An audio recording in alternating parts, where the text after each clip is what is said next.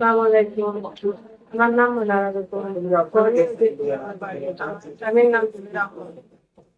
আমার সাথে সুমন হরিয়ে গুপু আজ সকাল 10টার সময় আইয়া আমার লগে নির্যাতন করছে যে ইয়া বা মদ গাঞ্জা খাইয়া ইয়া আমার লগে অত্যাচার করছে যে তাহলে আমার খুব কাম করাত লাগছিল, আমি মানছিলাম না। আমার ও মারাধরা করছে, আমার বাড়িতে কেউ নাই, আমার শাশুড়ি বাড়িতে নাই, আমার স্বামী গুমো যে আউ আমারে মারছে, মারাধরা করিয়া ফালাইয়া গেছে আমারে।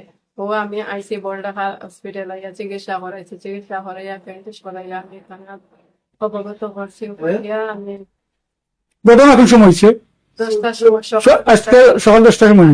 সকাল 10টার সময় আইয়া আমরা থানাতে আইয়া আমরা কেস দেখাইয়া বুঝছি। এখন এলাকাবাসী কিতা হইলা?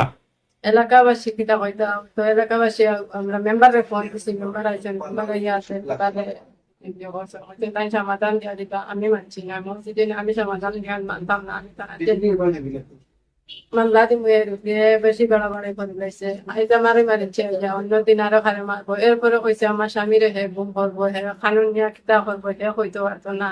এক হাতে খাও খাটিয়া ফেলাইব। আসসালামু আলাইকুম। দেশবাসীর কাছে আমি বিচার চাই, আমার বউর মনারা বেগম রে সুমন হরিয়া গুপুয়া ইয়াবা ব্যবসায়ী, মদ ব্যবসায়ী, উনি কিন্তু অত্যাচার করছে। কুহাম করার জন্য মানে পারছে না। আগর থেকে আমি ঘুমো আসলাম, এখন উঠিয়া দেখি আমার বউর অবস্থা বেশি খারাপ। আমি দেশবাসীর কাছে বিচার চাই। তার কাছে গ্রামের কোনো মানুষ তার লোক পারে না, তার ভাই আনতে তার লোক পারে না, ইষ্টি পুষ্টি কেউ পারে না। উনি মামলা হাজার হাজার মামলা আছে, আমাদের মেম্বারে পারছেন না, চেয়ারম্যান সাহেব পারছেন না। আমার নাম জালাল। আমি সকালে গালাগালি করার কারণে আমি প্রতিবাদ করছি যে আমার সামনে একটার লোকে গালাগালি করছে। যুগের বেটার বাড়িতে গেছে, যুগের বেটারে মারাত বেটার বেটিরে মারছে।